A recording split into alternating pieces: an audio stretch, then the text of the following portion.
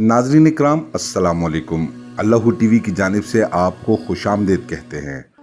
آج آپ کی خدمت میں قصہ یوسف کا تیسرا حصہ پیش کیا جا رہا ہے۔ یوسف علیہ السلام کو جب کنعان سے لا کر مصر میں فروخت کیا گیا تو انہیں عزیز مصر نے خریدا اور اپنی بیوی زلیخا کو ہدیہ کر دیا۔ عزیز مصر نے اپنی بیوی کو کہا کہ اس بچے کا خاص طور پر خیال رکھا جائے، ہو سکتا ہے یہ کل ہمارے لیے فائدہ مند ثابت ہو اور ہم اسے اپنا ولی عہد اور بیٹا نامزد کر دیں۔ یوسف علیہ السلام جو اپنے بھائیوں کی سازش کی وجہ سے بطور غلام مصر میں فروخت ہوئے، وہ عزیز مصر کے گھر میں ناز و نام سے پلنے لگے۔ یوسف علیہ السلام کی فہم و فراست سے متاثر ہو کر عزیز مصر نے اپنے محل کا انتظام ان کے سپرد کر دیا، اور وہ یوسف علیہ السلام جو غلام کی حیثیت سے اس محل میں لائے گئے تھے، اب عزیز مصر کے بعد وہ اس کے مالک و مختار تھے۔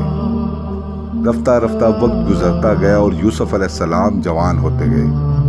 یوسف علیہ السلام اپنی جوانی میں انتہائی خوبصورت تھے، جو انہیں دیکھتا وہ اپنی انگلیاں دانتوں میں دبا کر رہ جاتا۔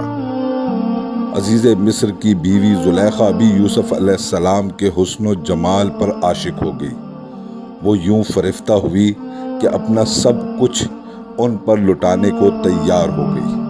زلیخا نے کئی بار یوسف علیہ السلام کو اشاروں کنایوں سے دعوت گناہ دی، مگر وہ نظر انداز کر گئے۔ پھر ایک روز پوری منصوبہ بندی کے ساتھ زلیخا نے یوسف علیہ السلام کو اپنے مخصوص کمرے میں بلوایا اور وہاں ان کو دعوت گناہ دی، مگر پاک باز یوسف علیہ السلام نے اس کی اس دعوت کو رد کر دیا۔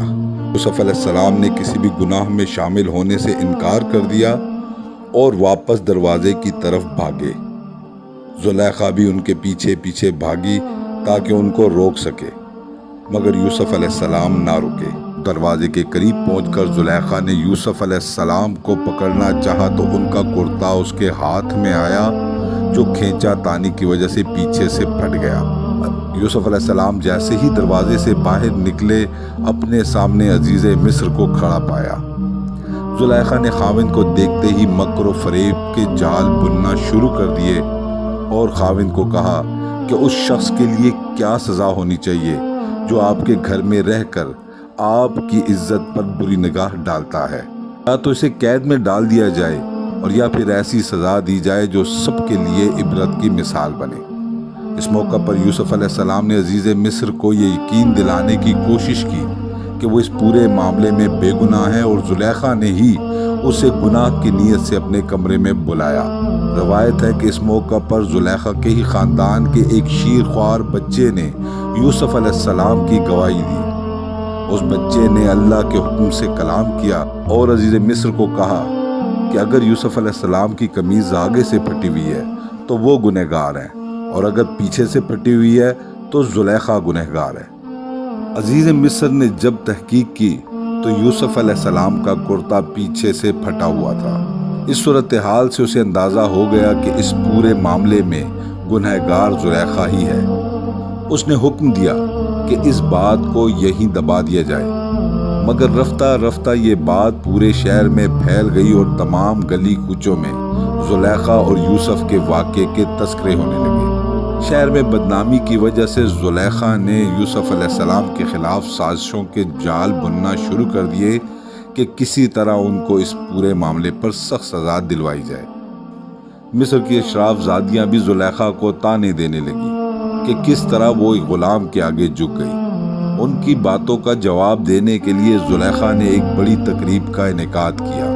اس تقریب میں اس نے مصر کی تمام اشراف زادیوں کو بلوایا اور پھر ان کے ہاتھ میں فروٹ اور چھری تھما دی۔ اس موقع پر زلیخا نے یوسف علیہ السلام کو کمرے میں آنے کا حکم دیا۔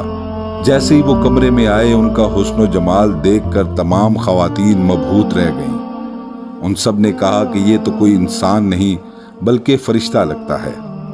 وہ یوسف علیہ السلام کے حسن میں اس طرح گم تھی کہ انہوں نے پھلوں پر چھری چلانے کی بجائے اپنی انگلیوں پر چلا دی اور اپنی انگلیاں کاٹ دی، مگر انہیں پتہ تک نہ چلا۔ اس کے بعد زلیخا نے جب ان سے کہا کہ آپ نے تو ایک بار ہی یوسف کو دیکھا ہے تو اپنی انگلیاں کاٹ لی، میں تو ہر وقت اسے اپنی آنکھوں کے سامنے پاتی ہوں، تو پھر میرا کیا قصور؟ اس پر تمام خواتین نے زلیخا سے معذرت چاہی کہ وہ سچی ہے۔